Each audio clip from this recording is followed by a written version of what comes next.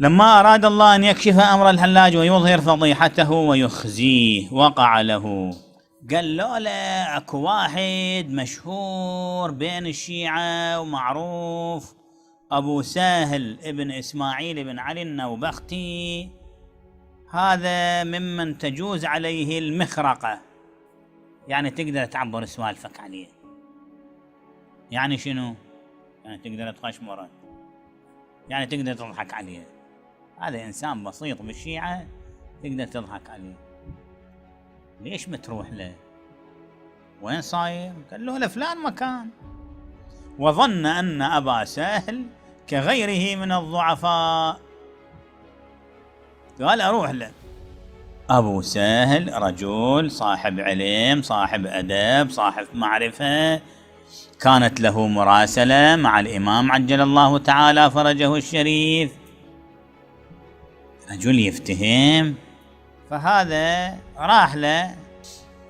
أبو سهل استقبله، أبو سهل النوبختي استقبله، قال له تعال نشوفه كذا، نقعد نسولف نبين أنت إذا الله يطلع بجبتك، صاحب الزمان بردانك موجود لابد، لو بخاتمك موجود صاحب الزمان، صاحب الزمان بسيطة، الله يطلع بجبتك أنت. تعال خلي نشوفك مويا، تعال اقعد يمنا. هذا هم قال لك خوش لقمة، لقمة سائغة لقينا، خلي نروح له. راح لأبي سهل النوبختي، قال له أمام الجمهور إني رجل أحب الجواري، أنا مغرم بالجواري. من دا يقول؟ أبو سهل دا يقول له أحب البنات، أنا أحب الجواري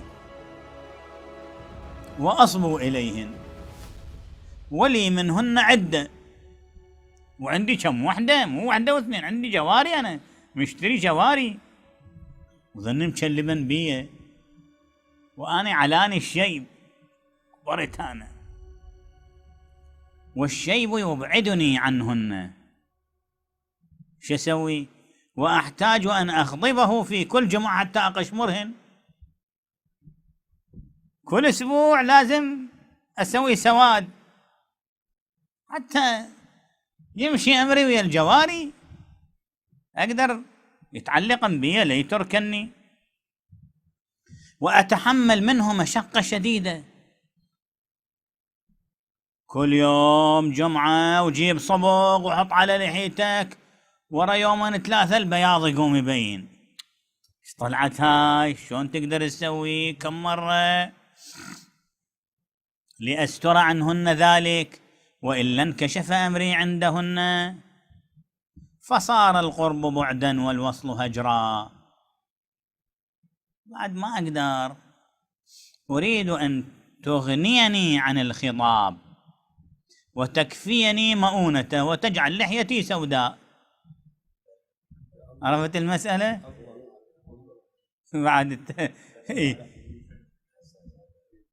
يدك يد الله، يد الله فوق أيديهم، إيد الله ما تسوي لحية بيضة سوداء، ما تقدر. فإنني طوع يديك وصائر إليك، أنا من أتباعك احسبني، وقائل بقولك، وداع إلى مذهبك. شو تقول أنت؟ الله بجبتك، أنا هم أقول الله بجبة الحلاج. شو تريد بعد؟ ولك المعونة مني، أنا راح أوقف وياك. فلما سمع ذلك الحلاج من هذا، علم أنه قد أخطأ، عرف خطأ الطريق، مو خوش يجي، مو خوش وصل مكان، وجهل الخروج إليه بمذهبه. وبعد ذلك صار الحلاج أضحوكة ويطنز به عند كل أحد، يعني ينكتون عليه، يطنز به يعني ينكتون عليه، صار ينكتون بالحلاج كل المجالس. منو سوى أضحوك وصاده؟ أبو سهل النوبختي. وشهر أمره عند الصغير والكبير، وكان هذا الفعل سببا لكشف أمره وتنفير الجماعة عنه. هذه واحدة من الأمور اللي سببت هذا الأمر. هذا أيضا من جملة المدعين. ولا يخفى عليكم أول مرة هو ادعى، شوية شوية ترقى في الدعوة، هذا يعني انتهى إلى دعوة الربوبية. ومنهم من هؤلاء، بس هذا خطر.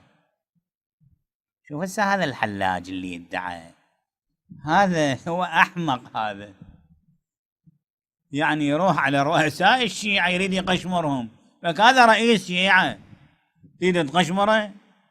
أحمق هذا.